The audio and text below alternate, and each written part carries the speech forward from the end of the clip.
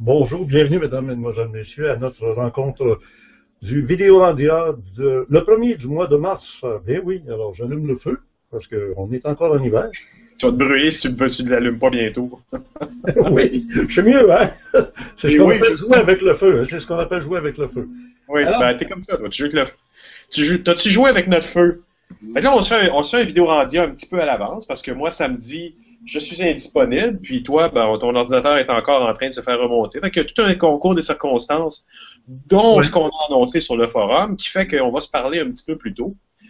C'est le Vidéolandia numéro 9. C'est celui de la semaine du 1er mars qui est filmé, on est le quoi, le 25? 25 février. Voilà. On avait enregistré mardi soir dernier de Vidéolandia de samedi soir, le dernier jour du mois de février, mais c'est parti de la semaine du 1er mars. Et c'est la semaine où on va recevoir notre invité, M. Paul-Georges Sansonetti, en conférence à Québec et à Montréal. Je l'ai écouté sur Internet, je l'ai mis sur le forum hier. Oui. Je le trouve super bon. Très articulé, le monsieur, très connaissant aussi de tout ce qui a rapport de la numérologie par rapport aux films de science-fiction. J'ai trouvé ça extrêmement intéressant. Il semble y avoir aucun hasard dans tout ce qui est science-fiction. C'est un vrai ésotériste, Paul-Georges Sansonetti. C'est pour ça que je suis content de l'avoir. On devait l'avoir au mois de février, puis finalement, pour des raisons de santé, il n'a pas pu se présenter au mois de février. Et au mois de mars, on va l'avoir. Donc, c'est en fin de semaine qui vient, vendredi le 7 mars, à Québec, à l'Université Laval, au pavillon Vachon, au 3e étage. Et dimanche après-midi, le 9 mars, au Cégep de Maisonneuve, 3800 rue Sherbrooke-Est, métro P9, tout près du Stade olympique. Vous allez jusqu'au bout de la rue Pierre-Coubertin, la porte d'entrée qui est là, c'est le Cégep Maisonneuve.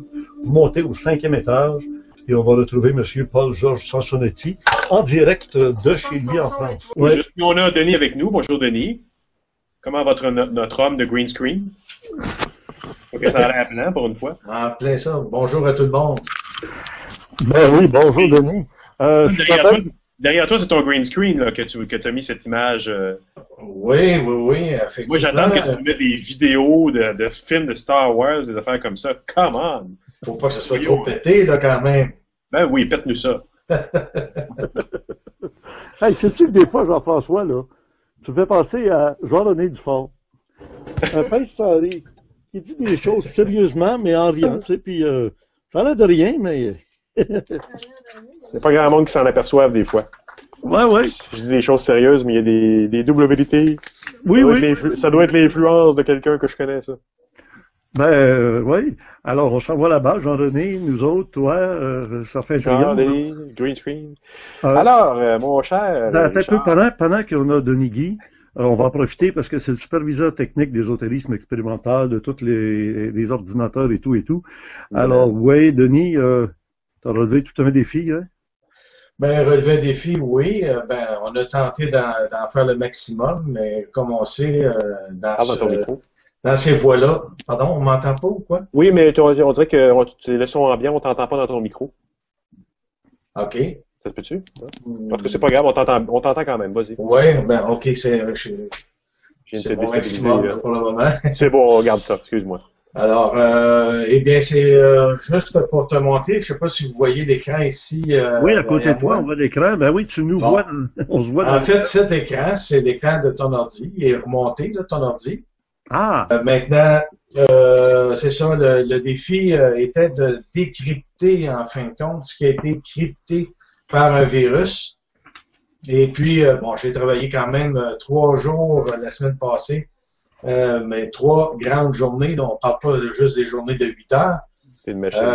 Et on a fait un bon bout de chemin. On a enlevé tout ce qui était ce qu'on appelait le virus, qu'est-ce qui était l'attaquant. Oui.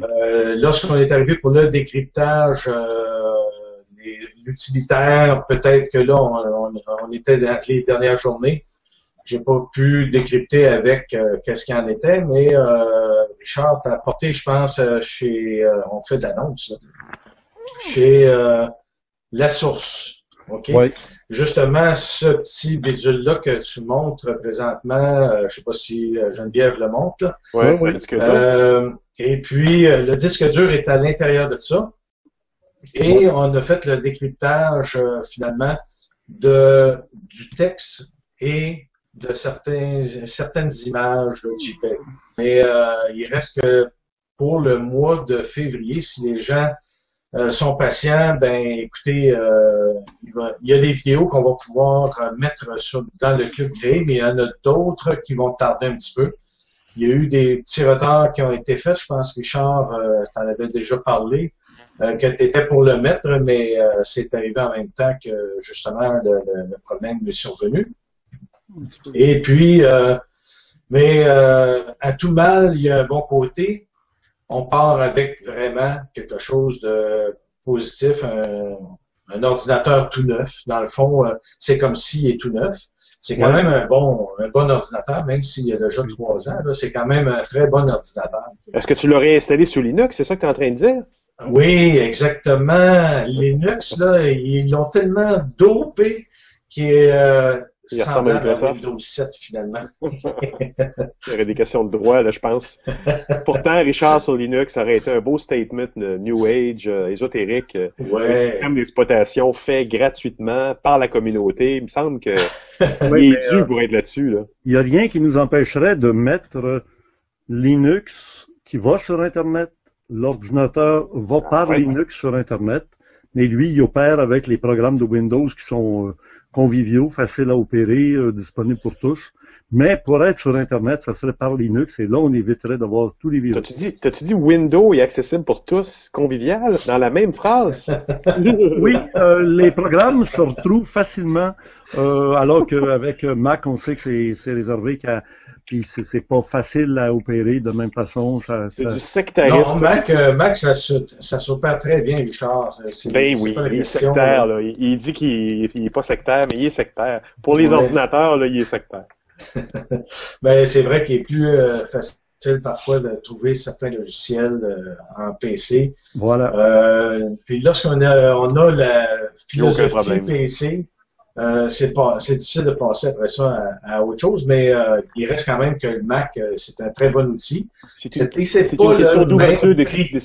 C'est une question, oui, il y a le prix, ça j'en conviens. C'est une question d'ouverture d'esprit, mon fils. Puis moi, je m'apprête, le prochain ordinateur va fort probablement être sous Linux. Donc, quand même. Ouais, je vais mettre my money where my mouth is, comme ils disent en chinois. Ouais. Alors, Richard Glenn. Oui, alors pour Denis, c'était surtout ça que je voulais que les gens sachent. C'est une des raisons pour lesquelles, d'ailleurs, on ne fait pas le Vidéorandia samedi soir. Non seulement tu ne seras pas présent samedi soir, Jean-François, et puis de mon côté, on est dans le bouleversement des ordinateurs, et j'en ai profité pendant l'absence de l'ordinateur pour réaménager complètement le studio, et incluant surtout mes bibliothèques du plafond au plancher. J'en ai 7 bibliothèques qui contiennent des centaines de livres. Et là, maintenant, mes livres sont classés par Phénomène OVNI, New Age, Sciences nouvelles, modernes. Celles qui sont sur roulette, là, les grosses noires, là? Oui. Il y a des vidéos là-dedans aussi, non? Ben non, ça, je mets pas ça dans les bibliothèques. Ça, c'est la vidéothèque, si on veut. Là, ça, c'est autre chose. OK. T'as les deux, là. T'as bibliothèque, vidéothèque. Ah bon, oui. Non, les bibliothèques, c'est pour les livres. Tu vas le voir quand on va être réinstallé dans le studio. Là, je suis devant le foyer, on en profite. C'est dans les derniers temps qu'on utilise le feu de foyer, là, vu qu'il commence à faire froid. Il annonce un retour de très grand froid ce week-end, hein, d'ailleurs. Oui, effectivement, c'est ça. Méfiance. Et puis, donc, après, on va être dans le grand studio. Je ne sais pas si même demain, Alain Niala va pouvoir faire sa chronique telle que prévu, parce que on est limité dans le studio. Là, c'est tout à l'envers. Il y a à peu près 1000 livres là, qui sont empilés. Tu veux pas dire le sujet? Oui, je pourrais dire. Tu ne feras pas devant le foyer? Ben, peut-être qu'il ferait devant le foyer. Le sujet, ça se trouve à être, avec Alain Niala, c'est Arcane 13. La semaine dernière, c'était l'Arcane 12. Arcane dans les cartes de tarot. Le 12, c'était le pendu, la tête en bas. Et l'Arcane 13, c'est la mort et l'immortalité. Mort et immortalité. C'est ce que nous a donné comme message. Alors, on voit qu'il va passer plusieurs des arcanes. C'est une de ses forces. D'ailleurs, quand il est passé à bas, vous dites toute la vérité, Alain Niala, il y a un mois ou deux, c'était pour présenter ce qu'est le tarot, mais l'aspect sacré du tarot, pas l'aspect des tireuses de bonne aventure là, qui font des tirages de cartes. Là, c'est pas du tout la même chose. Alors, c'est très intéressant. Son enseignement est très, très agréable. Moi, j'en apprends à toutes les fois. Je suis assis dans le studio, évidemment, je suis à côté, puis j'écoute ce qu'il dit. Puis souvent, je fais des signes en voulant dire, tiens, tu viens de m'apprendre quelque chose. Là. Voilà. T'es toujours là? Ben oui, bien sûr. Je t'écoutais attentivement et respectueusement, tu me connais. Ah, OK, OK. Surtout qu'en fin de semaine, on m'a accusé de t'avoir interrompu alors que tu allais parler de la langue des extraterrestres. Mais ni toi ni moi ne se rappelons que tu allais parler de ça. Non, alors, Moi non plus. non, je toi sais non pas plus, si- Geneviève non les plus. jeux- Alors, Jojo sur le forum demande Ouais. de nous expliquer ce qu'elle a cru entendre ou est-ce qu'elle pensait que tu t'en allais avec ça. On est tous intrigués, mais j'ai posé la question aujourd'hui sur le forum. Je ne crois pas avoir une réponse. Non, mais, je pense voilà. pas. Non. Non, hein? Et Ouais. donc, ben voilà. Alors, mais toi, c'est ça. Donc, on fait le vidéo rendu aussi. C'est une pierre à deux coups parce que, bon, question d'informatique et de ma disponibilité la fin de semaine prochaine. On fait ça aujourd'hui, mais en même temps, quand on s'est parlé hier, tu m'as dit, dimanche, il s'est passé quelque chose. Mais avant Bon, que tu tombes écoute, là, là-dedans, Jean-François, j'aimerais avant, qu'on y aille oui, vas-y. méthodiquement, parce Oui. que c'est vrai que j'ai quelque chose d'unique, Oui. d'exceptionnel oui, à montrer, et on va l'avoir ici sur le vidéo Randia, parce que ce que je veux faire avec toi, là, c'est de la pédagogie sur le phénomène extraterrestre. Depuis longtemps, tu me demandes d'arriver avec le dossier numéro 3. Je suis retenu pour des Ouais. raisons, je suis retenu pour des raisons très précises, Mm. qui seront peut-être compréhensibles après certains événements, après que j'en aurai parlé du dossier numéro 3. Et déjà que ce que je vais présenter ce soir, c'est une petite pierre dans l'édification de cette prise de conscience de le phénomène extraterrestre dont on parle tellement souvent et de différentes façons. Ah, mais t'as dit que Et c'était j'ai pas, un document c'est pas des vidéo. ovnis que t'as filmé, là. C'est quelque chose d'autre, mais c'est dans l'optique de quelque Ouais. chose qui a rapport à ça. Est-ce que Ok. toi, tu as accès à Internet pour aller répéter ce que tu as écrit? Parce qu'on s'est entendu. Oui. Tu sais pas de quoi il s'agit, Non. mais je pense que tu as été clair. Et si tu peux relire le message que tu as donné à tout le Hey, monde. on a eu 28 réponses, hein, par rapport à Ouais. ce soir, mardi 25 février. Alors, je disais, nous filmons le vidéo rendu en avance suite à un événement improbable qui a été annoncé à Richard. Attention, il va pas trop Oui. vite. Un événement improbable. Ce qui veut dire que c'est un événement improbable qui arriverait, probablement ça arrivera jamais encore. C'est arrivé là et Ça peut être à peu près n'importe avec quoi. la caméra au bon moment, à la bonne place, Mm. avec Geneviève à côté de moi et j'avais apporté la caméra parce que ça m'a été clairement présenté. Apporte la caméra, tu vas voir quelque chose, c'est unique et je l'ai filmé, ça dure 4 minutes, ça peut pas être truqué et l'événement, tout le monde va dire après, ah ben oui, mais c'est un hasard. Tu sais, c'est un hasard. C'est comme ça que les anges fonctionnent. On dit toujours le hasard, c'est la science des anges. C'est-à-dire d'arriver avec des synchronicités, avec des coïncidences qui font qu'à un moment donné, on se dit, une fois, 2 fois, 5 fois, 10 fois, ça commence à faire trop. Les gens qui regardaient l'horloge puis qui voyaient qu'il était marqué 11h11, 3h33, tu sais, t'as peut-être vécu ça, une période de ta vie. Ah oui, ça m'arrive encore. Bon, mais à un moment donné, ça arrive surtout quand on veut allumer la personne. C'est une façon de se servir par une intention précise, de lui faire réaliser que, tiens, elle est témoin, elle, toute seule.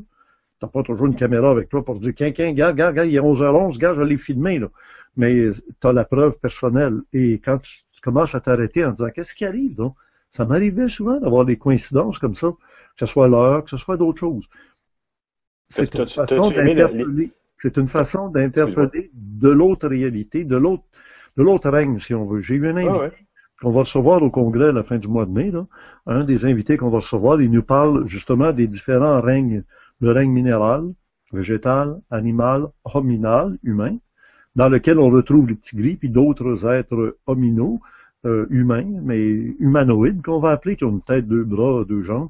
Et ce ne sont pas ceux qu'on va mettre sur le règne au-dessus de ça, qui est un règne au-dessus qu'on va appeler le règne éthérique, qu'on va appeler des êtres de lumière, des ovnis de lumière au lieu des ovnis de tôle.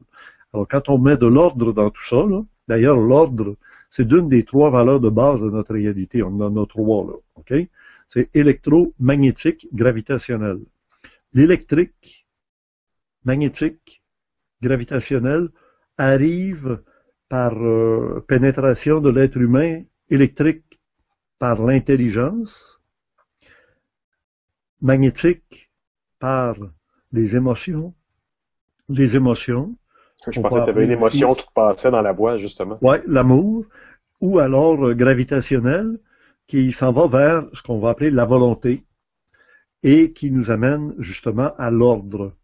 Parce que électrique, magnétique et gravitationnel, c'est aussi les trois axes de notre réalité. 1, 2 et 3, qui est le vertical, qui est l'espace, le temps et l'ordre. L'espace électrique, le temps, espace-temps, qui est le magnétique, et l'ordre, qui est dans le gravitationnel. On descend ou on monte. Pourquoi tu appelles ça l'ordre? Pourquoi tu appelles la gravité l'ordre? Le temps et l'espace se mesurent. Enfin, oui. on pense-t-on. Oui. Mais l'ordre, pourquoi il se mesure l'ordre? Et tu l'associes à la gravité, je comprends pas. Oui, parce que justement, l'ordre, c'est la hiérarchie, si tu veux. Mm-hmm. Bon, alors, tu as le simple soldat, tu as le caporal, tu as le major, tu as le capitaine ou le général. On entend souvent espace, temps, mais ordre, je pense que tu es la seule personne que je connaisse qui le met sur le troisième axe. L'espace, le temps, oui, on parle d'espace-temps, on comprend qu'on se déplace, on le fait dans un temps, ou un temps, tu sais, ça, on en voit le lien. Maintenant, continue à m'expliquer pourquoi l'ordre et la gravité, c'est quoi le rapport aussi? Dans la conférence qu'on prépare pour la fin du mois de mai, qui devrait être un grand pas en avant dans la compréhension du phénomène OVNI, il va y avoir des choses qui vont être présentées pour la première fois, qui vont être remises aux gens sur les feuilles que je remets habituellement en conférence, et qui vont être démontrées sur la scène. Justement, ça, c'est un des éléments de bien saisir que l'ordre, quand on dit là, le temps, c'est la 4e dimension, c'est faux. L'espace, c'est une qui est lui-même en 3 dimensions. L'espace, c'est évidemment gauche-droite, en avant, en arrière, en haut, en bas. Ça, c'est l'espace. Ouais. Le temps, tu as le passé, le présent et l'avenir. Puis tout ce qui va avec la conscience de ça, là, dans le passé, c'est fait, le passé est fait, là, tu peux plus revenir dessus. Mais tu peux modifier ta conscience du passé. Comme on disait la semaine dernière, les Américains ont volé à Bagdad beaucoup de trésors archéologiques des Sumériens dans le musée de Bagdad. En Égypte, ils ont fait faire la révolution arabe. Puis à partir de là, ils ont investi le musée du Caire, puis ils ont encore volé plein de pièces archéologiques fondamentales pour refaire l'histoire. Puis on regarde certaines émissions de télévision américaines qui sont de la propagande pour faire croire que tout est rendu aux États-Unis, que l'histoire est en train de recommencer grâce aux Américains aux États-Unis. Ils veulent se créer leur propre mythologie, quoi. Oui, exactement. Ils veulent se la créer. En tout cas, c'est de la propagande à tous les niveaux. Et donc revient espace, temps, ordre, gravité. Oui, l'ordre. Moi, je te dirais qu'à un certain niveau, il faut le saisir sous le plan de la hiérarchie. Dans l'ordre, il y a des différents niveaux. Alors, tout ça, ça va devenir clair quand on va se rencontrer à la fin du mois de mai. Il faut absolument, grâce à plusieurs invités que je mets tout en chaîne, là. Ce soir, on va même entendre M. Paul-Georges Chansonetti, un bout de la conférence ou de l'entrevue que j'ai fait avec lui. Et dimanche prochain, il est avec nous là, au Cégep Maisonneuve par Skype. C'est comme s'il était physiquement là. On ne payera pas un billet d'avion, aller-retour. Il y a un temps de séjour, puis tout ça juste pour nous parler pendant 1 heure ou 2, alors qu'il peut le faire par Skype, puis il va être encore plus reposé que d'avoir pris l'avion, décalage horaire, puis tout le kit. Oh, mais si tu y payes une première classe, hein, il dirait pas non, tu dors dans les premières classes maintenant. Ah, oh, ouais. Encore que, oui, mais encore faut-il qu'il puisse dormir. Tu sais, il y a des gens qui ne dorment pas partout, là, tu sais. En tout cas, alors, oui, le dossier numéro 3, t'as hâte de le voir. Ce soir, je vais faire un pas en avant avec une présentation unique, exclusive, originale, au point que c'est original, au point que je pense que le monde entier va ou pourrait se servir du vidéo dont on va parler et on va voir tantôt pour parler. Introduire, peut-être. Ouais. Parce que c'est quelque chose d'important qui a une dimension. Et là, on sait qu'on enregistre ce vidéo rendu-là mardi le 25 février. On peut-tu s'entendre avec notre public qui nous écoute présentement pour tenir motus et bouche cousue, ce que vous allez voir tantôt? ne pas en parler sur le forum avant que ce soit samedi, la présentation pour tout le monde. Ça va être assez poreux. Combien on a de personnes qui nous écoutent en ce moment, Geneviève? 123. 123. 123. Écoute, puis on a eu 28 messages. Ce que j'ai mis en ligne, je peux continuer à le lire rapidement. Oui, alors je voulais dire donc que tu as dit improbable. Oui, improbable. Oui, justement. C'est pas spectaculaire, c'est pas Non, sensationnel. improbable. Improbable, ça dit tout et rien, mais ça dit que c'est quelque chose qui a peu de chances de se reproduire. Eh oui. Et qui avait peu de chances d'être arrivé avant aussi. Ouais. C'est quelque chose qu'à mes yeux, à ma connaissance, n'est jamais arrivé en 30 ans là. Non, c'est ça. Qui a peu de chances de se reproduire après, mais qui a eu peu de chances de se produire avant. On s'entend, c'est quelque chose de rare. Jamais, moi, à ma connaissance. Assez rare pour que ça ait été. On s'entend-tu, sans que tu me le dises, parce que moi, là, je avertis tout le monde, je suis pas au courant. Ce que j'ai écrit, je l'ai écrit parce qu'on s'en est parlé hier, mais on ne pas que tu avais filmé. Alors, on s'entend-tu pour dire que ce que tu as filmé, il n'y avait pas de chance. C'est pas un accident d'auto que tu aurais pu filmer, là. T'as pas filmé. Ben, 30 ans, les gars, on s'entend que. Non, c'est ça. Il y en a eu, hein? Il y en a tous les jours. Fait que c'est quelque chose d'assez rare que ça ne reproduira pas la facilement. Extrêmement rare. Et donc, toi, tu étais là avec ta caméra bien reposée. Oui. Tu as filmé. Donc, je dis improbable. Pendant 4 minutes, j'aurais peut-être pu filmer 15 minutes, j'en ai filmé 4. Oui. On verra ce que c'est. Peut-être qu'on te blâmera de ne pas en avoir filmé 15. Mais... Peut-être. Donc, tu t'es filmé. Tu as filmé 5 minutes. Ouais. Là, tu te dis, c'est quelque chose d'unique dans les annales de la télévision et de l'ésotérisme. On va voir ça. Ouais. À notre connaissance, nous avons l'exclusivité. Donc, il n'y a personne d'autre alentour de toi qui filmait. Donc, ça doit être assez local comme événement. Absolument. Il n'y avait personne d'autre alentour qui filmait. C'était pas dans le ciel, puis ça n'a pas pu être filmé par du monde que tu n'as pas vu. Ça élimine ça. On joue devinette un peu. Ouais, donc, on remplace le coach Jedi de ce soir, parce que regarde, il y avait ça. Oui. C'est ça. Là, tu remarques que ça peut tourner autour du phénomène ovni, tout ce qu'on se dit là. Mais moi, j'avais averti que c'était pas ça, je pense. Mais ce n'est pas ça. C'est pas ça. Mais le hasard a voulu que j'aie l'intuition parce que Mais c'est pas un hasard. J'ai eu l'information, puis vas-y, puis grouille, puis grouille. Ben, j'ai grouillé, je me suis habillé, on a monté dans le véhicule, on est parti, puis on est allé à l'endroit. Et quand on est arrivé à l'endroit, tel que c'était le moment. Et on a filmé. Et je vous le présente comment. T'as vu le petit bout de texte, on s'était pas consulté sur celui-là. Moi, j'ai écrit un petit paragraphe, j'ai mis le monsieur qui se met la main sur la bouche comme, moi, cette photo-là m'a dit, ce gars-là a eu le message d'aller à une place, mais même à ça, en arrivant sur place, ça l'a surpris. Puis je dis, en passant, est-ce un hasard de pouvoir assister à un événement unique? Pouvons-nous considérer que nous sommes avertis parfois à l'avance? Combien de fois êtes-vous surpris à être présent au moment présent qu'une chose arrive et que vous ayez eu la distincte impression que ce n'était pas un hasard que vous y assistiez? C'est pas une phrase parfaite, là, mais on se comprend, puis ça a déclenché 28 réponses dans le forum que j'ai trouvé très intéressantes parce qu'il y en a beaucoup qui tournaient autour des rêves. Les gens se sentent interpellés en ce moment, se sentent beaucoup en mode communication en ce moment avec whatever else, quelque chose d'autre.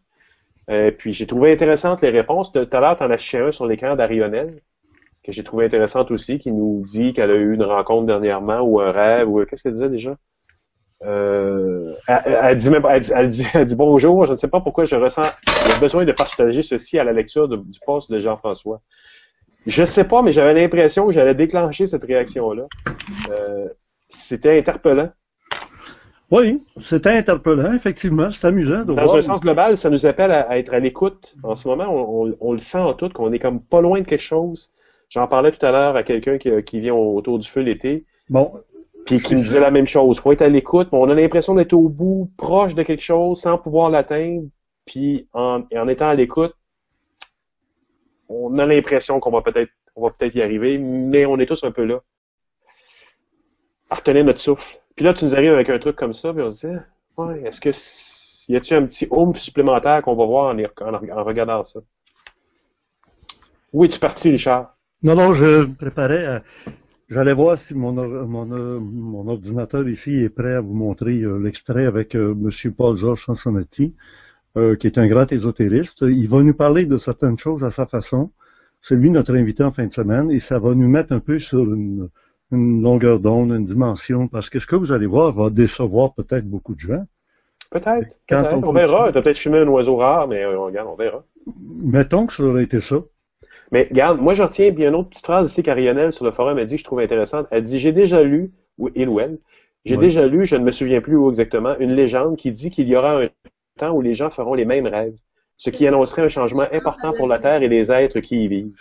Oui. Excusez, j'ai parlé. Oui, excuse-moi, vas-y, Geneviève. Non, je disais, c'est une elle te l'a déjà dit sur le forum. Ah ouais, Ouais. d'accord. Arionel, c'est elle. Arionel, elle. Ouais, ben c'est un nom féminin, mais on sait pas. Donc, je trouve ça intéressant parce que ça a déclenché des articles sur le forum qui sont un peu en synchronisation avec, je pense, l'aspect que tu veux nous présenter. Je pense pas qu'il faut s'énerver sur le contenu de ce que tu vas nous présenter, comme le fait que c'est probablement rare, que tu as pu le filmer. C'est unique. C'est unique. C'est à la portée de tous. Mhm. Et il y Qu'est-ce que avait tu dirais, Richard ça? Glenn avec Geneviève pour être là au bon moment, à la bonne place et le filmer pour le montrer dans le vidéo rendu après. Et si c'était le cas d'un ovni qui arrive au Mont-Saint-Hilaire, on se déplace, on se rend, on filme. Évidemment, là, on Mais là- dirait, vous êtes choisi, vous avez eu le message, mais je pense que cet événement que j'ai filmé pouvait être interpeller tout le monde. Et tout le monde aurait pu être à l'écoute de ça pour se dire, tiens, je pense qu'il y a quelque chose de spécial qui se prépare. Ça répète un ovni, puis je pense pas qu'ils doivent j'espère qu'ils ne Ouais. gênent pas avec toi, parce qu'on a vu des exemples dans le monde. Il y a un monsieur noir, quelque part aux États-Unis, qui les appelle, puis ils viennent. Ouais.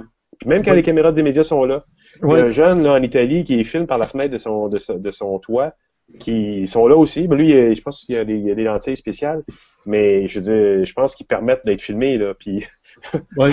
l'autre Et- vidéo et assez étrange j'aimerais- de cette jeune fille, là, en Amérique du Sud, qui filme les montagnes proches de chez elle.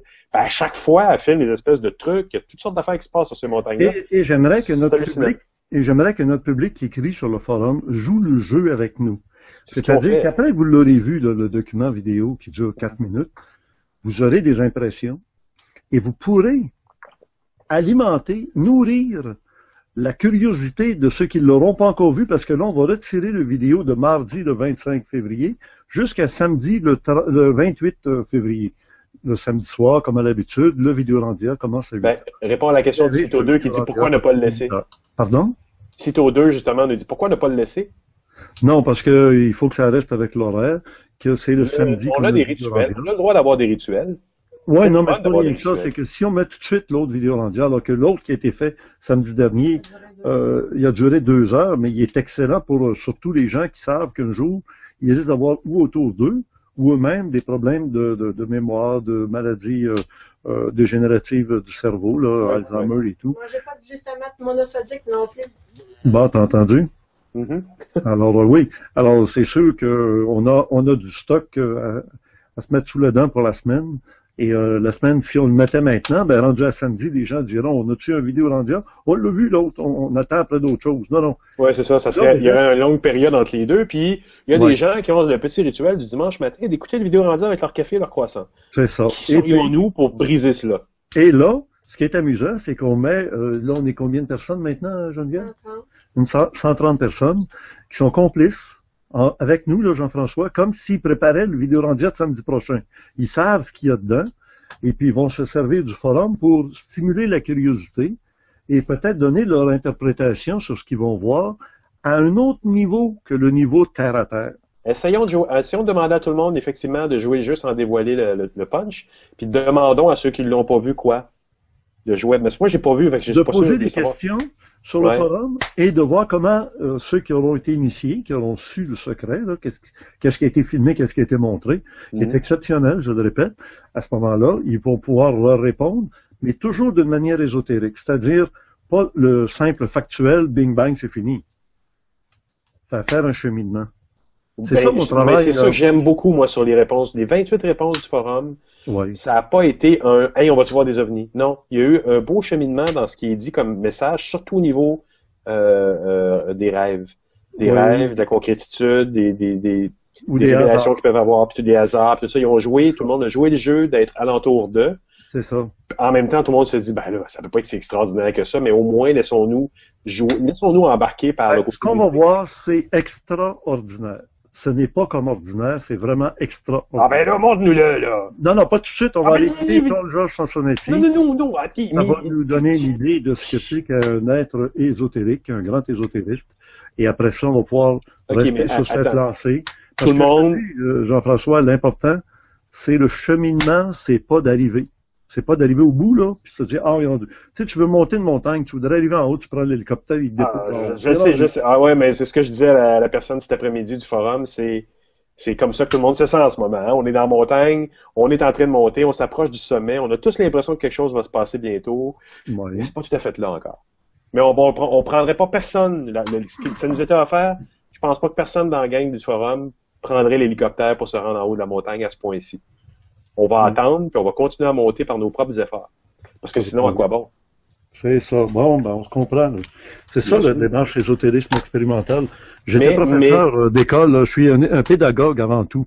Alors, pour enseigner, pour guider, mais pas pour donner des tailler puis vous l'avez, là. Ça vient de... Non, c'est sûr. Non, puis ça, c'est cheap. Ça, c'est pas ce qu'il faut. D'ailleurs, en même temps, ouais. Vas-y. Le congrès qu'on a je veux juste souligner une chose à tout le monde qui nous écoute. J'ai insisté pour l'avoir. Maintenant, on va écouter M. Samsonetti d'abord. Mais, j'ai insisté. On va voir. C'est sûr, là, non, inquiétez-vous pas, là, il n'y a pas une arnaque là-dedans. Je le garde en ligne tout le temps. On va le voir, oui. OK, montre-nous, M. Samsonetti. Oui, si on porte attention. Alors, il faut donner le temps à Geneviève de tourner la caméra. Il n'est pas très web, d'ailleurs. Hein. J'ai cherché tout ce qu'on trouve sur lui, c'est sur Bob et sur ton site à toi. Oui, hein? Ouais. Et nous, on le voit. Bob, on l'entend. Mais nous, il y a un livre sur le monde de Tintin et l'ésotérisme, à part ça. Oui, exactement. Là, il faut que je monte le volume. Si j'ai bien compris, c'est un prof d'université aussi, hein? Oui, à la Sorbonne. À la Sorbonne, rien de moins. Oui, exactement. C'est amusant parce qu'on m'avait invité dans les années 90 à aller là-bas à la Sorbonne. On m'a dit qu'on m'ouvrirait un rôle de titulaire à la Sorbonne. Mais il y a me rendre en France et tout le reste. À cause des émissions d'ésotérisme expérimental qui, depuis tellement longtemps, avaient fait sa marque. Vivre à la Sorbonne. Prof titulaire à la Sorbonne? T'aurais été M. Samsonetti, carrément? Ça aurait été bien une autre vie. Hein? On pourrait penser à travers les fameux âges d'or, l'entendez-vous? d'argent, d'airain, de fer. Et maintenant, on terminerait le Kali Yuga des Orientaux avec le dernier Manvantara, qui est plus court, mais qui va nous amener vers l'âge d'or après.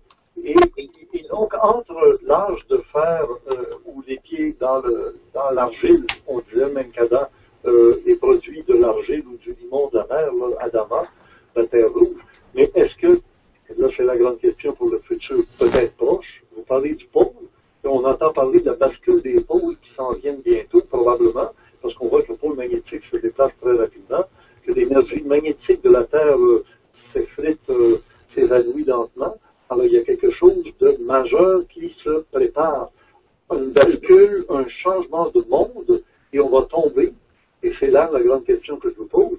Si on va disparaître après avoir passé des âges d'or, d'argent, d'airain, de fer dans l'argile, est-ce que ça veut dire une destruction de l'humanité, un cinco soles, un cinquième soleil qui va apparaître avec une nouvelle humanité qui va sortir de l'argile et qui va, comme un Adam, apparaître dans un nouveau monde, question de repartir dans un âge d'or qui est un paradis où on est un peu, j'allais dire un petit peu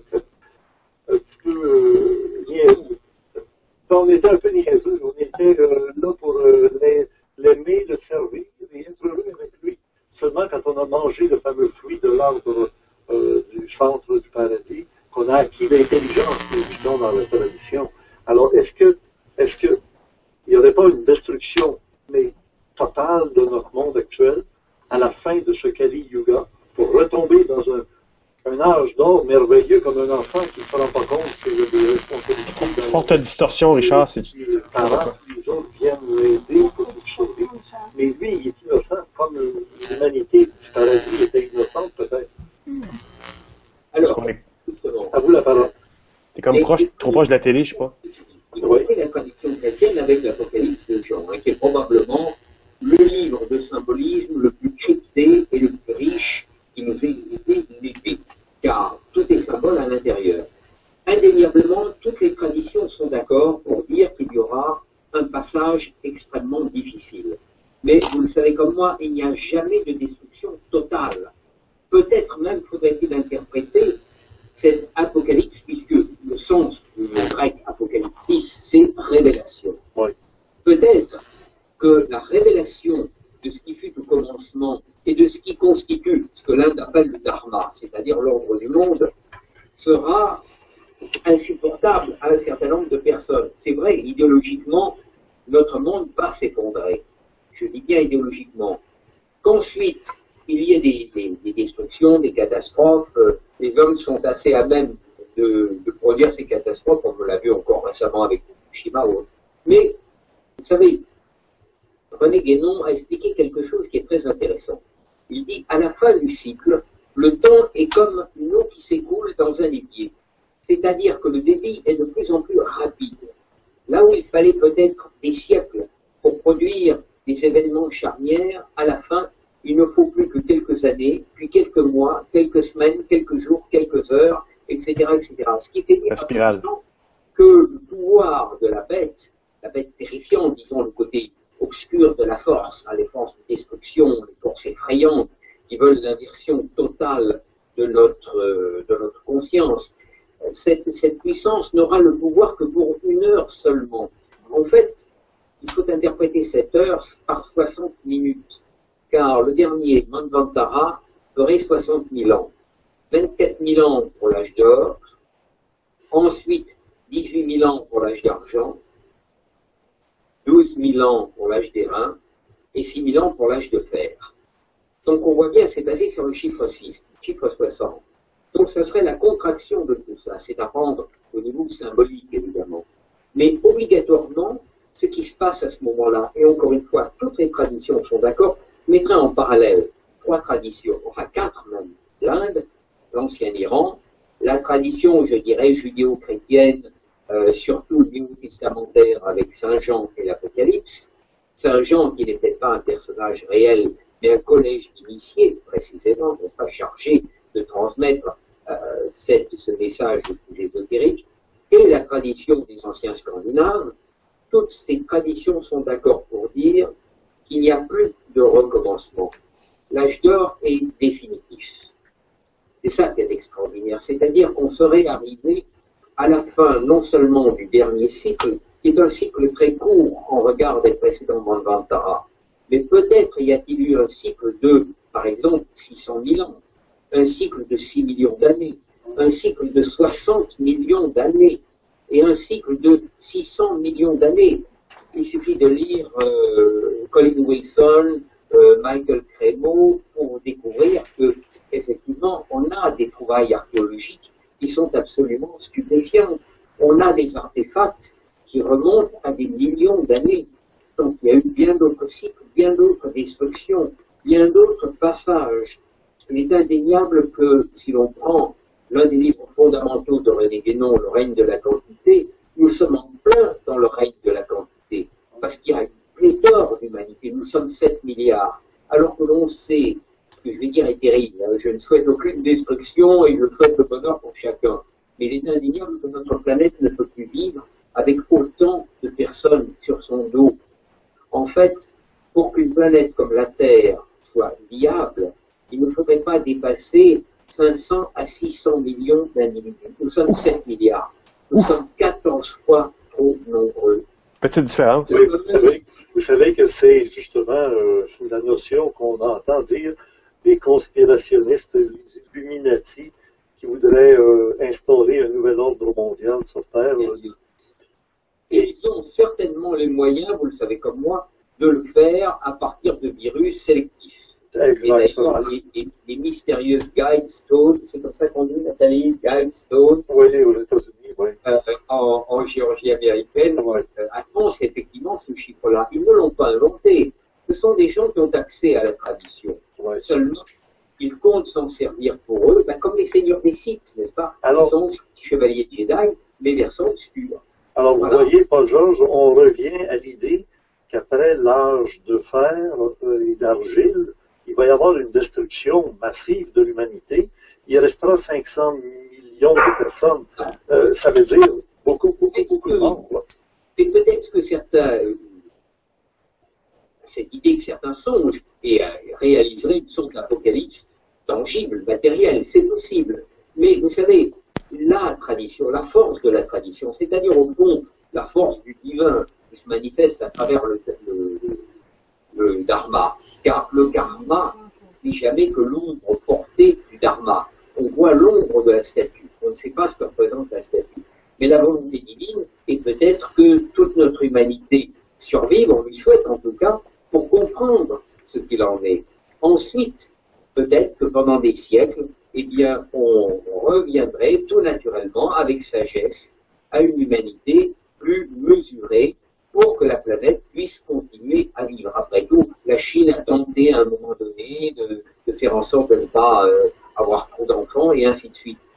Et là, C'est là nous qui décidons, si vous voulez. Nous, à notre niveau, notre seul, comme le dit Gandalf d'ailleurs à Frodon, nous ne décidons pas pour les autres. Essayons simplement de savoir à quoi nous pouvons être utiles durant notre existence et notre vie. Oui. La seule chose que l'on peut faire, n'est-ce pas, on n'a pas le pouvoir matériel. Et d'ailleurs, tout pouvoir matériel actuellement est négatif. On voit bien.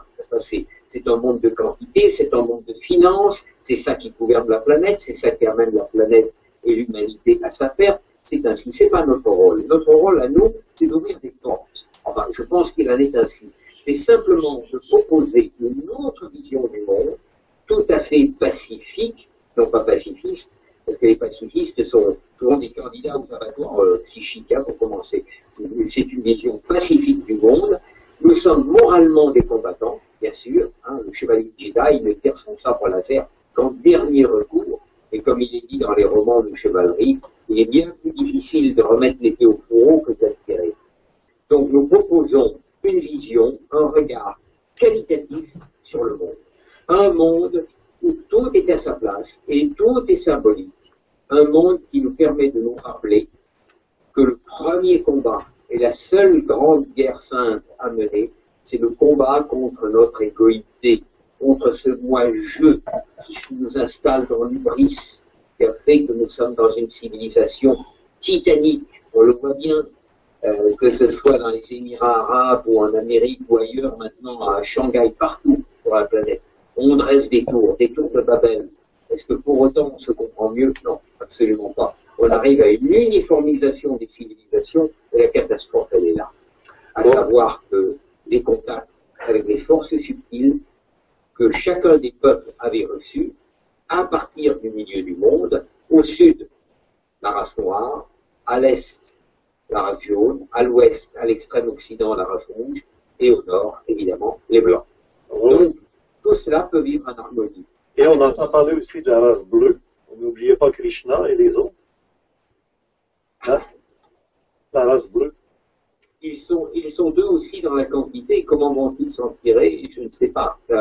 En tout cas, ils n'ont pas l'air de prendre actuellement le chemin du retour à la tradition. Même si un livre écrit par un universitaire sur la pensée de Lao Tzu a quand même été vendu à près de 4 millions d'exemplaires. Il a entendu Lao Tzu, lui.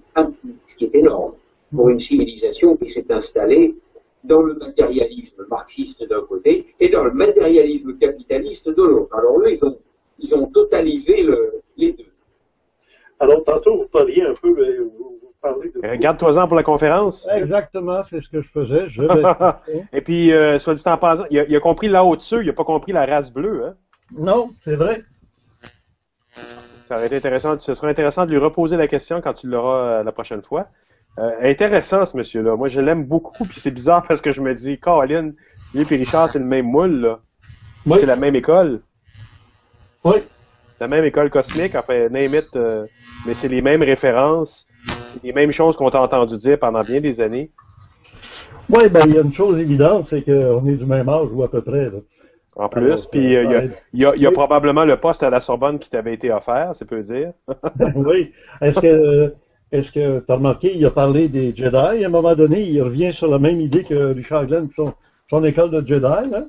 Non, parle pas. Non, je ne parle pas, mais on le voit, mais c'est parce que c'était mardi soir, le 25. Oui, mais c'est un érudit. Non, je parle de loin un érudit, là, je l'ai entendu parler sur Bob. Tu peux le faire partir une demi-heure sur Star Wars.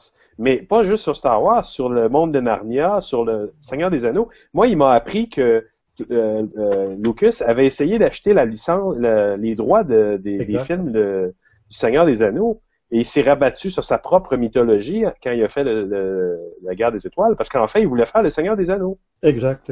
Ah, quand même, c'est Fantastique. Il me l'a appris, je ne le savais pas. Oui, tout se recoupe. Ah oui, c'est un monsieur qui est très, très érudit, très conscient de ce qu'il est capable de dire et des liens qu'il fait. En passant, si on peut montrer le poster, je veux dire, en allumant même le lampe. On le voit, on l'a en pleine face. Ça va flasher, ça dépend. Ça Il y a dépend. un ovni au-dessus du Stonehenge. C'est Ah oui, ben, c'est ça, alors le titre, vous le voyez peut-être pas bien, là, je vais vous le lire. C'est en réalité la conférence de M. Sansonetti, ça va commencer par le secret de nos initiateurs des temps primordiaux.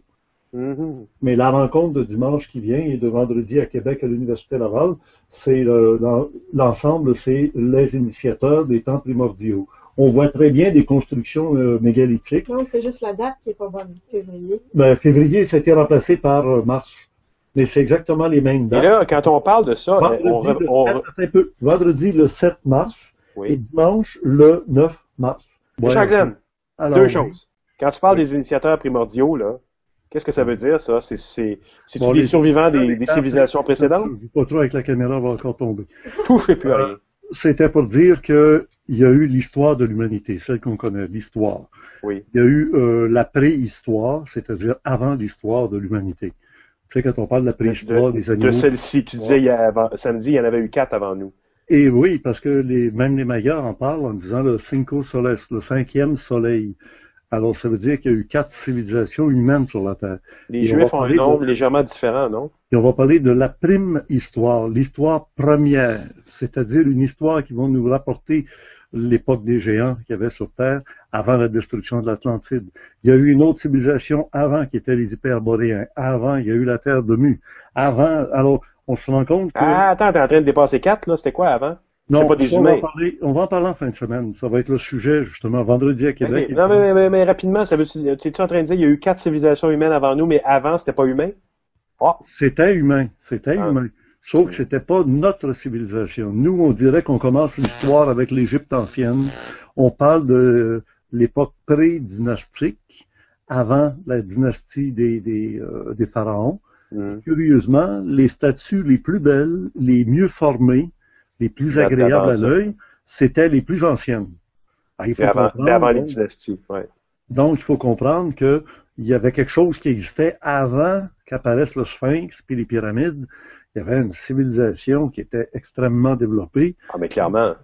Mais là, on le sait maintenant avec Göbekli Tepe en Turquie. Il y a des statues qui sont très, très belles aussi. À une époque où on pensait que l'homme se nourrissait de petites baies puis de chasseurs de mammouths. Ça a été daté à moins 15 000 ans. C'est bien avant les dynasties. C'est pas aussi gros, on s'entend. Ouais. Mais c'est quand même impressionnant. Et ça, c'est juste parce qu'on l'a trouvé. Elle était enfouie par eux-mêmes, par cette propre civilisation-là.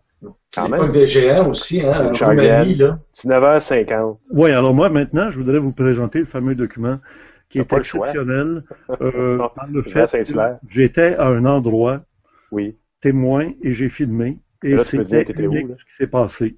Vous allez vous dire, c'est bien simple, c'est bien normal. Oui, mais si c'est normal, comment ça se fait que personne d'autre a filmé ça et aurait eu l'idée d'aller le filmer et que ça ne se répétera pas et ça s'est jamais fait depuis 30 ans? Tu es en train de nous montrer quelque chose que tu es aussi bien de nous le montrer, là. Ben oui. Ben là. C'est ça. Comme je vous disais, là, dévoilez pas le secret avant samedi ou avant dimanche le 1er mars sur le forum. On verra si ça vaut la peine de ne pas le dévoiler ou de le dévoiler. Oui, alors on est rendu à 140 quelques personnes.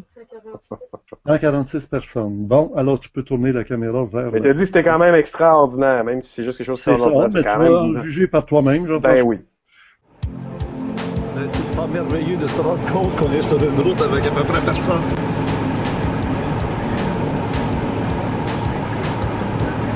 Pont Jacques-Cartier, Pont Victoria, Pont Champlain. L'approche du pont Hippolyte La Fontaine.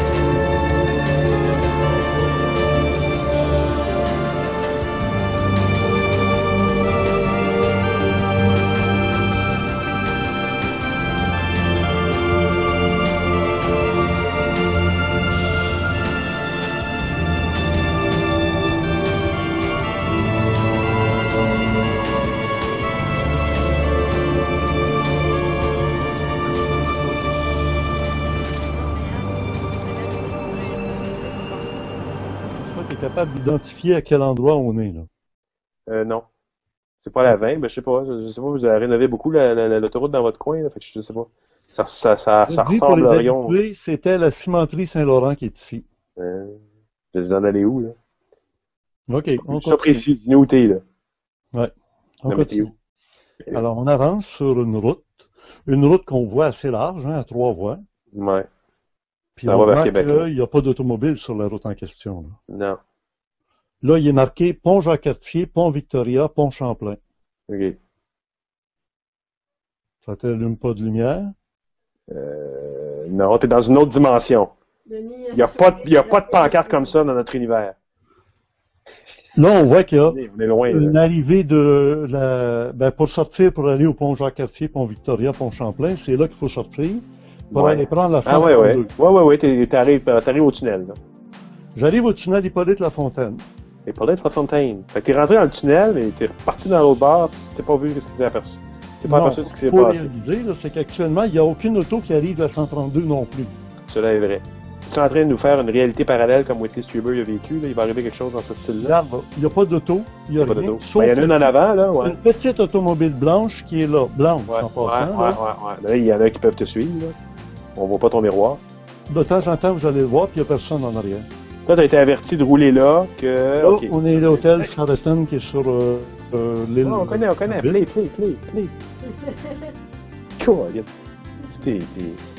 T'es suspenseful. Bon, regarde la petite automobile blanche. Ouais. OK. On va passer à côté. Ils sont On les passe à seuls. côté. Ouais, ils roulent pas Regarde, vite. les Ouais. gens qui arrivent de l'île de Boucherville, là, Ouais, le Saint-Laurent, il y a personne qui embarque les îles de sur Boucherville. Non, t'es de bonne heure, là, c'est sûr. Ben, je suis de bonne heure, là, je veux te dire, je suis pas tellement de bonne heure. Je pense, toi, qu'en étant très, très de bonne heure, on verrait ça. C'était dimanche? C'était dimanche. Là, t'arrives, Tout le monde écoutait les Canadiens. la rue Sherbrooke, tout le monde écoutait les Canadiens parce que c'était le Canada contre, pour la coupe, pour la médaille d'or. Pour la des médaille d'or. Olympiques. Ouais. Moi, j'écoutais pas, mais c'était clair que tout le monde écoutait. C'est que Bon. tout le monde était occupé à regarder la partie de hockey. Et il Ben n'y a vrai. personne sur la route. Ah ouais, non, On j'en doute pas. pont Hippolyte-Lafontaine présentement. C'est ça, c'est ça la surprise, y a personne? Il n'y a personne. Ben là! C'est toi? C'est qu'il y a Il y personne? a juste la petite automobile blanche qui me suit. Ouais. On est dans le tunnel Hippolyte-Lafontaine avec personne. Personne. Dimanche matin, ça m'arrive tout le temps. Ah, ben tu me filmeras ça pendant 4 minutes. Puis qu'il n'y aura aucune auto qui va arriver des côtés, qu'il n'y aura aucune auto sur le sens contraire non plus. Qu'on est tout seul sur la route, l'autoroute 20, qui arrive à Hippolyte-Lafontaine. Il est 8h30 le matin. Un dimanche. Non. Un dimanche, plus qu'une partie à 7 Il heures. était 9h30, nous dit Geneviève. Ben moi, je sais que j'étais à l'heure de... Parti à 9h21 dans ce coin-là. Bon. Fait que Et là, t'as on arrive, filmé- souvent au bout du tunnel, il y a de la lumière. Ben là, on a un bel exemple, là. On Ouais. voit la lumière au bout du tunnel qui approche. Ah! Tu lui as Et réussi encore une fois, toujours pas de véhicule. Ouais, mais là, c'est parce que là, tu étais à une vitesse, puis il n'y a personne qui te rattrape, puis t'en rattrapes pas. Si tu roules à une vitesse à peu près normale. Ben oui, mais je Ouais. la vitesse, normalement, il y a toujours des autos. T'es-tu en train de nous dire que t'as pas filmé quelque chose, en fait? Parce qu'il y avait personne. J'ai filmé l'absence de... Moi, j'ai jamais vu ça. Hippolyte-Lafontaine, puis pas rien qu'Hippolyte-Lafontaine, attention. Tu te lèves trop tard. Dans toutes les voies d'accès, il n'y a personne. C'est bien vrai. Fait que... Il n'y a personne de l'autre côté. Il n'y a personne qui sort. Il n'y a personne qui arrive. On est tout seul. Ah, il y a un camion qui est passé. Il y a un camion qui s'en allait aux États. Bon. Alors Oh, là, on arrive ici à la hauteur de sortie Sherbrooke, etc. Ah ouais, tu tournes à gauche, t'arrives chez nous. Oui, c'est vrai. À gauche, on s'en va vers Hochelaga. Vers le cégep, ouais. C'est ça. Alors regarde, là, il n'y a toujours personne. Là. C'est assez hallucinant pareil. Là. Et quand tu es sur une route extrêmement achalandée en temps normal, tu circules, il n'y a jamais personne. Là, il y a l'arrivée là, de Hochelaga là, qui devrait nous amener du public, là, du monde. Là. Regarde, là, cette voie-là, là, il y a toujours du monde qui arrive. Là. De l'autre côté, il n'y a pas un chat. Là. Ah, ils arrivent de Schlaga, eux autres, écoutaient tout le hockey, c'est sûr.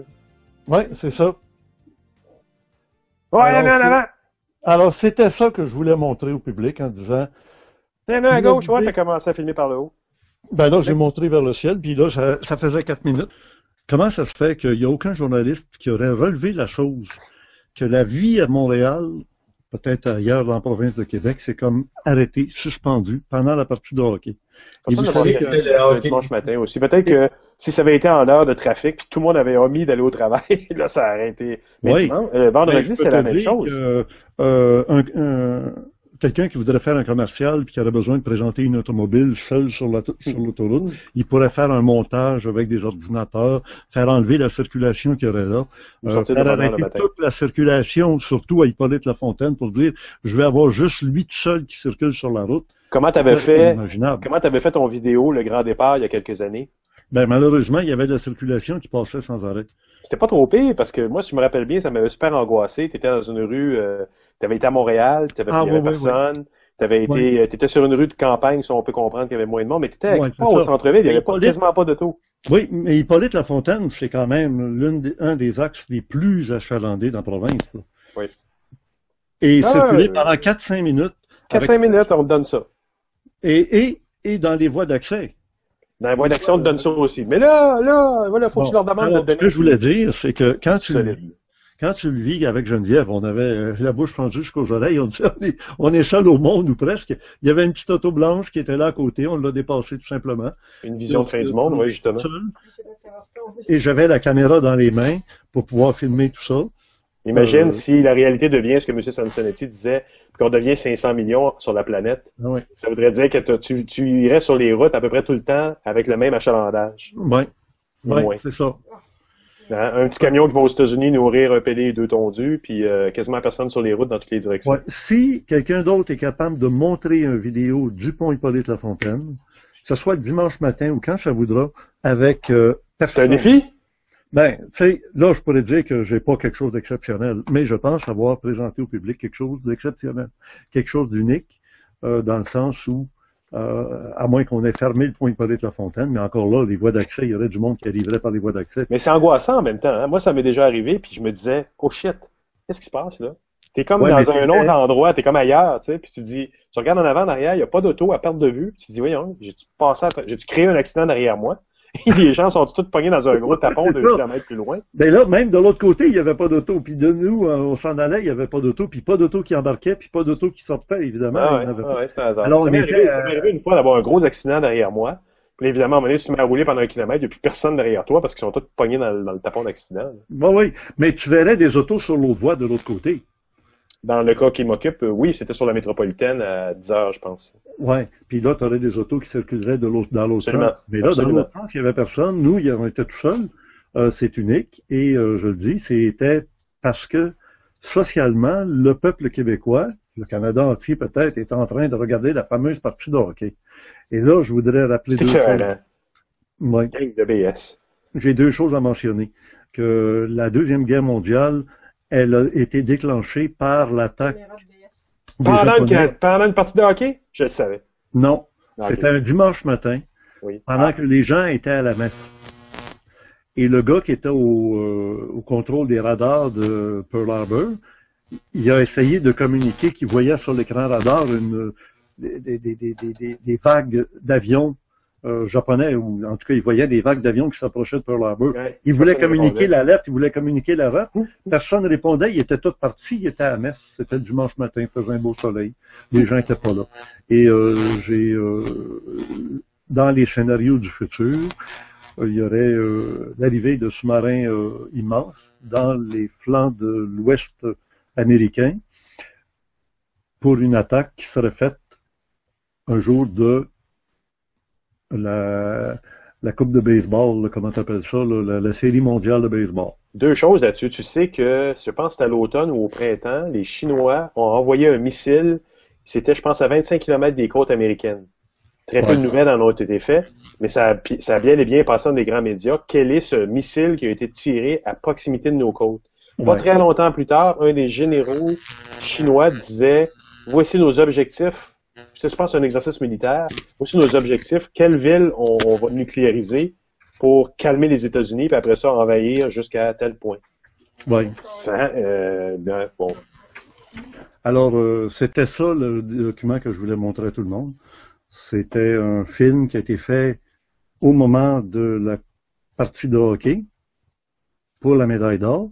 Mais quand on le sort du contexte et on dit seul sur l'autoroute 20, une des routes les plus achalandées, pont Hippolyte-Lafontaine, très achalandé. Même un dimanche matin, il y aura toujours au moins une dizaine d'autos, une vingtaine d'autos. Mais là, on était seul, on a dépassé une auto blanche. Et autant de l'autre côté que de notre côté, il n'y avait personne. Et je l'ai filmé parce que j'ai été comme averti, tu vas voir quelque chose d'exceptionnel. Et ça a été vraiment un feeling avec Geneviève. On n'en revenait pas. On riait de voir qu'on voyait ça de notre véhicule. On était parce que vous ne voyez rien. Vous n'avez rien vu, en fait. C'est ça qui était l'expérience. Ça faisait un drôle de feeling d'être comme ça sur une grande autoroute. Mais n'empêche, écoute, c'est pas une déception comme vidéo, mais en même temps, c'est exactement le contraire que tout ce que tout le monde s'attendait à voir et non pas à ne pas voir. Fait que là, moi, j'ai déjà des messages qui s'accumulent, puis qui bipent, puis qui explosent dans mon écran, qui me disent « que c'est ça? On n'a rien vu. » Oui, ça a l'air qu'on n'a rien vu. On a vu qu'il n'y avait rien à voir, mais qu'en temps normal, il y aurait des autos, des camions, il y aurait de la circulation. Il n'y avait absolument personne. Et allez-vous-en sur l'autoroute 20, allez prendre le pont Hippolyte-Lafontaine, même un dimanche matin, filmez pendant 4 minutes et qu'il y ait juste un véhicule que vous dépassez.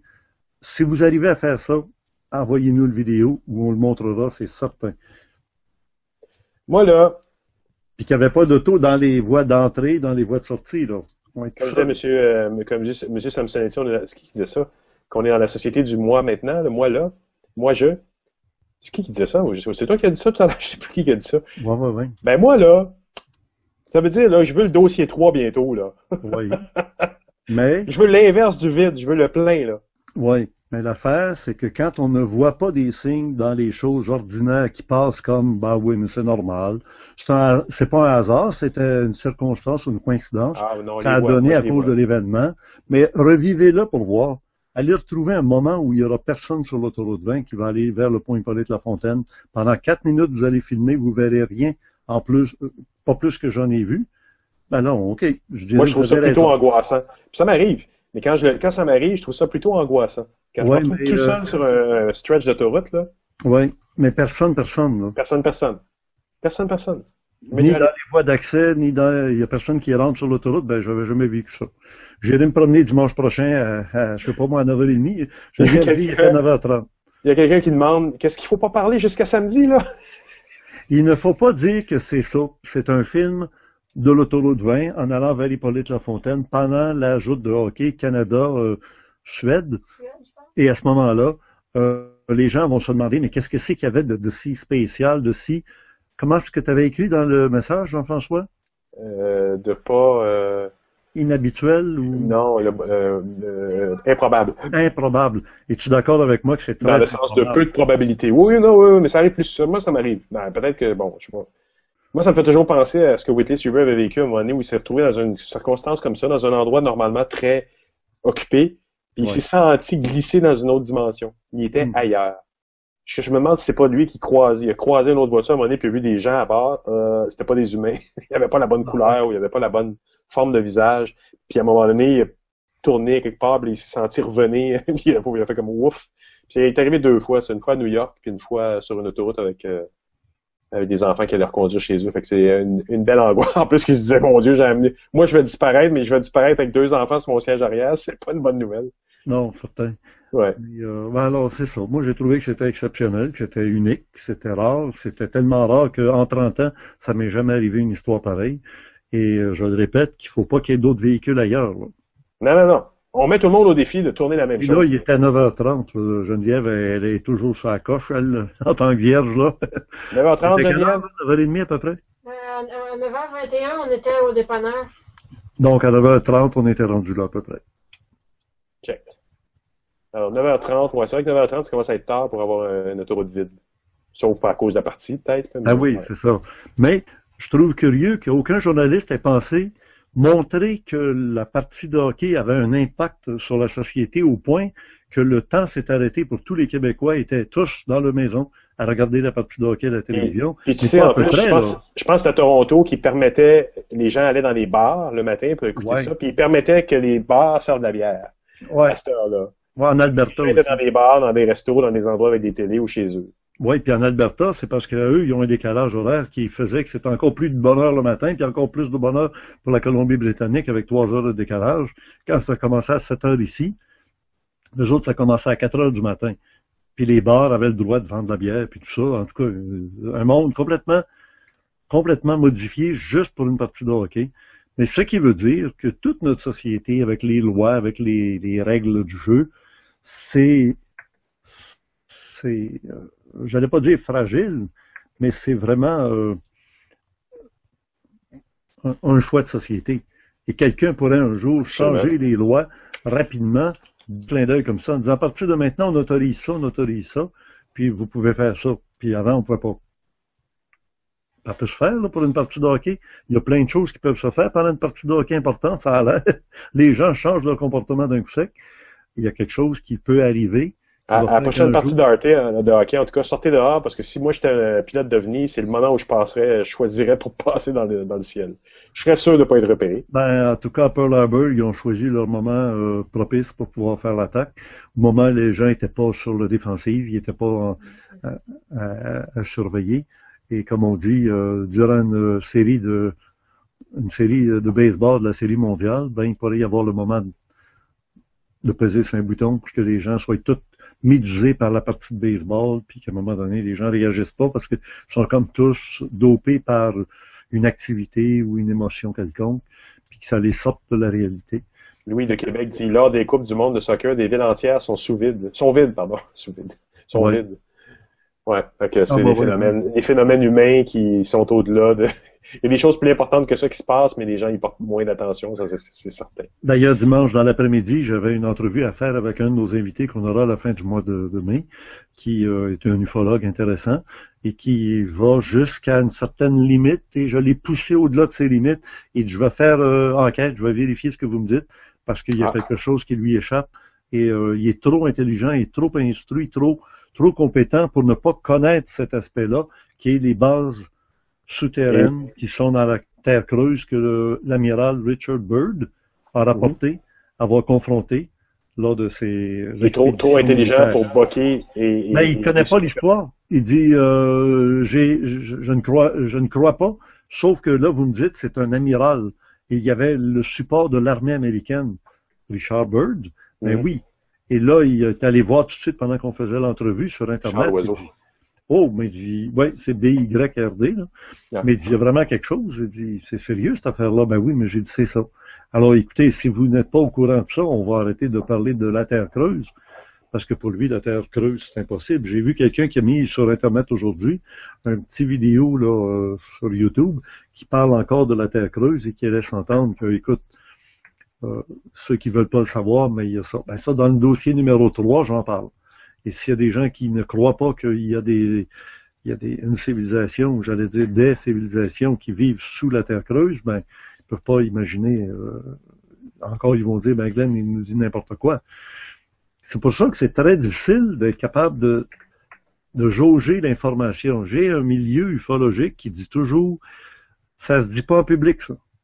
On présente pas ça à la population, les gens sont pas disposés. On dit pas qu'ils sont pas prêts. On dit qu'ils sont pas disposés à entendre. Là, je vous dis, je vous montre une vidéo unique, exceptionnelle, extrêmement rare, improbable, très peu probable qu'on puisse en avoir un. Et là, les gens sont déçus. Mais je vous l'avais prévenu au début, j'ai dit, il y en a qui vont être déçus en disant, moi, rien. Ça prend un acte de foi, comme dirait l'autre. Non, c'est qu'il faut voir à un deuxième degré. Et s'il y a des gens d'ici samedi, avant que la vidéo soit présentée, qui sont capables de retenir leur langue sur le forum, pour ne pas dire qu'il s'agit juste de filmer en automobile, de rentrer dans le point Hippolyte, puis il n'y a personne. Pendant 4 minutes, il n'y a personne qui arrive, il n'y a personne qui en sort, on est tout seul, excepté une auto blanche, là, pour être honnête. Ben, je pense qu'il y a une réflexion à faire sur l'événement social et aussi l'interprétation qu'on peut donner à d'autres niveaux. Et quand quelqu'un va vous arriver avec un phénomène de soucoupe volante filmée, les gens vont dire, bon, c'est un trucage. Ben non, c'est arrangé. Ce matin, j'étais au Tim Hortons. Et il y avait 2 dames d'un certain âge avancé, disons de mon âge, qui parlait à côté de moi. Et j'avais mon laptop. Et sur le laptop, je me trouvais à avoir le vidéo de l'OVNI, qui est un trucage, au-dessus de la rivière Richelieu face au Mont-Saint-Hilaire. Ouais. Eh bien, j'arrête ça, puis je leur dis, je peux-tu vous montrer quelque chose sur mon laptop qui va peut-être vous intéresser? Deux dames d'un âge assez avancé, et on voit qu'ils sont des dames cultivées. Alors, d'après les sujets de conversation qu'elles avaient et tout, alors on installe le laptop sur leur table. Je pars la vidéo, je l'arrête. Je dis, reconnaissez-vous l'endroit? Hey, ben oui, c'est le Mont-Saint-Hilaire, c'est l'église. J'ai dit, regardez bien la suite. Je continue, puis là, la caméra monte, puis on voit un ovni dans les airs au-dessus du Richelieu. Une des deux dames était médusée. Hein? C'est vous qui avez filmé ça? Hein, c'est ici, à Mont-Saint-Hilaire, vous avez vu une soucoupe volante qui était là, puis vous l'avez filmé. Puis l'autre dame était de l'autre côté de la table. Elle dit, ben, c'est un trucage, tu sais, ben, ça se peut pas. J'ai laissé porter le vidéo sans passer de commentaire jusqu'à la fin. Et à la fin, je suis resté là avec les deux dames en leur disant, bon, puis, ben, la dame qui disait c'est un trucage, je continue à dire, c'est un trucage, arrêtez donc, vous ne ferez pas croire que c'est vrai, ça, là. J'ai dit, pourquoi vous dites que c'est un trucage? Est-ce que ça se pourrait? Ben, si ça avait été filmé, il y en a bien d'autres qui l'auraient vu, puis on aurait entendu parler, puis c'est sûr. Pas si c'était pendant la partie de hockey. Non, mais c'est arrivé ce matin, pendant que, tu sais, au moment où, le matin même, là, je venais de filmer ça. Il n'y a pas tant de monde que ça qui regarde dans le ciel. Là. Non, effectivement. Hein? Puis plus il y a de la neige puis de la gadoue, plus les gens regardent où ils marchent. C'est vrai. S'il y a de la glace par terre, oublie ça, ils ne regardent plus dans le ciel. Il va falloir qu'il fasse le complément. Seulement, il va être disponible à partir de samedi soir. C'est vrai, Gilles. Mais pas tout de suite ton complément. Il faudrait que ce soit disponible seulement à partir de samedi soir. Comme si c'était le vidéorandia prévu, comme à l'habitude. On l'a fait d'avance, parce que Jean-François ne pouvait pas être là samedi soir prochain. Alors, pour les gens qui le font à partir de samedi, non, mais à partir de samedi, il est disponible. Et je vous répète, il sera de l'air commercial, mais il faut qu'on se le dise, on est là pour ça. C'est vendredi à l'Université Laval, au pavillon Vachon, à Québec, avec M. Paul-Georges Chansonnetti. Et dimanche après-midi, il est en direct avec nous par Skype. Et il va répondre à des questions, comme on avait fait la dernière fois avec Roch Sauquer, du Sauquer, le magazine Top Secret. Très intéressant. C'est très dynamique. C'est comme s'il était là physiquement. Parce qu'on lui montre la salle, on parle, il voit le monde, et il y a des questions du public. C'est très, très dynamique et ça nous met en feeling de quand on va faire le congrès. À un moment donné, il faut que tu dises le vrai nom du congrès parce que tu as trouvé un nom. Ah ben oui, hein, Denis? Le congrès va s'appeler comment? Je pense qu'on n'a pas Denis. Ben là, on avait... Vas-y, dis-le le nom. Oui, est-ce que... Vas-y, Charles, dis le nom, parce que je pense que Denis n'arrive pas à se connecter. Sinon, il aurait déjà parlé. Tu as posé une question. Oui, vous m'entendez? Non, c'est une image fixe que tu vois. Non. Moi, je vois Denis, là. Allô, Denis? Oui, bonjour. OK, parle, Denis. Est-ce que tu l'entends aussi? Parce que là, je commencerai à être inquiet. Attendez un petit peu, donc. Voyons. Oui, je te vois, Denis. Alors, le congrès va s'appeler le congrès UFO 401. Alors, pourquoi 401? Pourquoi 401, ouais? Parce que quand on va à l'université, on a des cours 101. Le cours 101, c'est des... Oui. Puis pourquoi 400? 101, 301. Parce que les rencontres du troisième type, les rencontres du quatrième type, au quatrième niveau, dans le phénomène d'OVNI, c'est beaucoup plus psychique.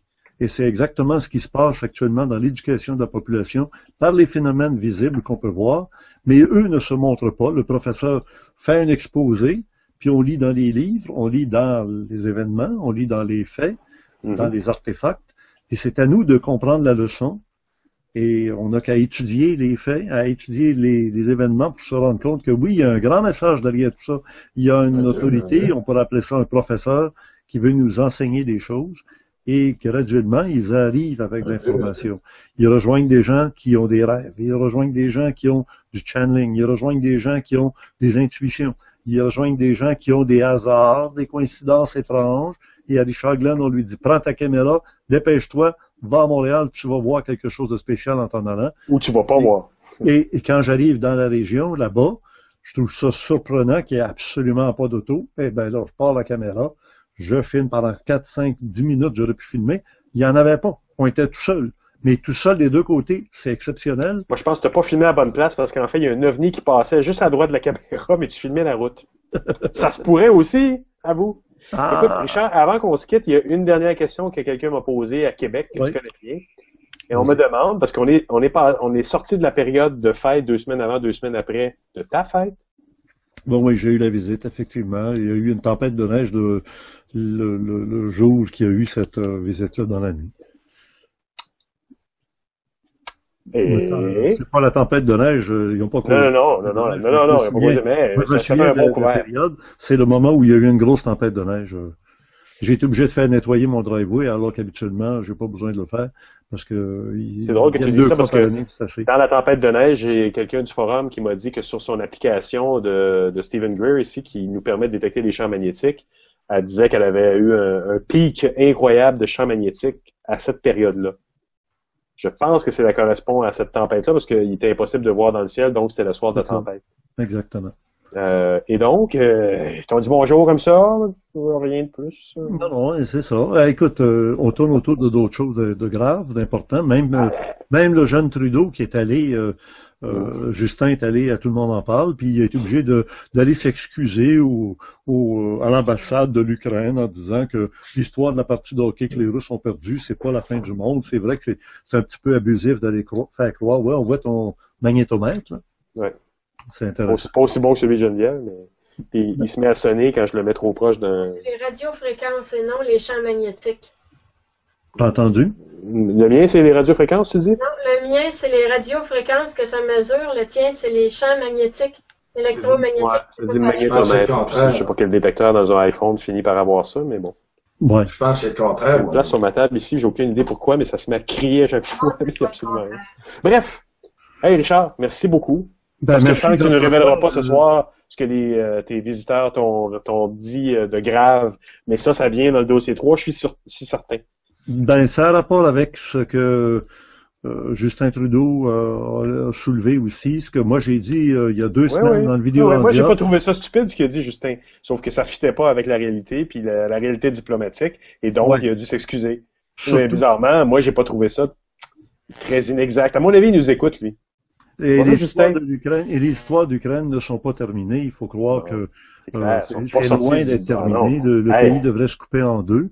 Si l'OTAN s'installe avec des installations de l'OTAN en Ukraine, c'est vraiment le pied dans la porte. Les Russes l'accepteront jamais. Pas plus que les Américains ont accepté qu'ils installent des bases de missiles à Cuba. Mais il va falloir qu'il y ait des choses qui se placent. Puis, il y a des situations Il disait aujourd'hui, les banques russes possèdent pour 28 milliards de dettes de l'Ukraine. Si l'Ukraine refuse de payer ou si les pays occidentaux disent alignez-vous sur nous puis ignorez vos dettes, la Russie va être en crise économique terrible. Donc ça ne pourra pas fonctionner. D'une façon ou d'une autre, ça ne marche pas. Là. Alors la réaction du grand public face aux petites vidéos que j'ai montrées va me permettre de jauger jusqu'à quel point on peut montrer un extraterrestre, une soucoupe volante sans se faire dire c'est un trucage, c'est un montage, c'est tout. Soyez gentils, tout le monde. On veut en voir plus. Soyez gentils. Les 120 qui écoutent, là. Entre toi et moi, c'est quel est le gap, l'ouverture d'esprit, c'est quoi la perception des choses. Alors, si les gens... Il y a le côté ludique aussi, je dirais, le détachement un peu en même temps, parce que pour voir cette vidéo-là, il faut avoir un certain côté ludique. Il y a un côté amusant à se retrouver seul sur une autoroute aussi, ça arrive. Là. Donc, je trouve ça intéressant, mais il faut que les gens le prennent avec un certain détachement. Pas n'importe où, là, pas dans le milieu d'un champ. À Sainte-Julie, j'aurais pu filmer, il n'y avait pas d'auto non plus. À Sainte-Julie, je me suis dit, là, c'est moi, tu crois pas que ça m'est arrivé? Tu crois pas que ça m'arrive? Ça m'est arrivé. Peut-être que je suis non, si ça t'est arrivé, avec aucune auto dans les environs, là, tu regardes les routes environnantes, là, puis il n'y en a pas nulle part. Là, non, je te crée. Moi, j'ai jamais vécu ça à part de dimanche dernier. Et puis, à 9h30, je te dirais que j'aurais pas beaucoup de chance de reproduire le phénomène. Disons que ça compte aussi l'heure. Moi, peut-être à 6h15 le matin, il n'y a pas grand monde. Ça serait facile. À 9h30, là, c'est pas normal. Là. Tunnel à 6h30 un dimanche matin, je pourrais te mettre au défi d'aller filmer dimanche prochain. Peut-être, mais à 9h30, ça faisait partie aussi du contexte, là. Peut-être que je vais vouloir dormir aussi. Je suis pas sûr que je vais aller filmer. Non, mais 9h30, oui. 9h30. Oui. À 9h30. Geneviève est toujours sur la coche, elle. Mais voilà. Alors, c'était notre vidéo radio numéro 9 de la semaine du 1er mars 2014. Oui, et en fin de semaine prochaine, M. Paul-Georges Sansonetti, je vous invite à écouter l'audio que Jean-François a trouvé sur Internet. Oui, écoutez-le, ça vaut la peine, vraiment. Oui. Et là, vous l'avez vu, le visage du monsieur. Hein? Il était aussi intéressant, même sujet, un petit peu décalé à gauche, un petit peu décalé à droite, différents thèmes, il maîtrise bien sa matière. Très intéressant. Et je remarque que tu étais très bien peigné dans cette vidéo-là. Hein? Tu lui as fait un honneur que tu nous fais moins rarement à nous. Ou plus rarement à nous, pardon. Tu étais impeccablement peigné, on aurait dit Gandalf. Wow! OK. Alors, on parle de la musique thème. Partons là.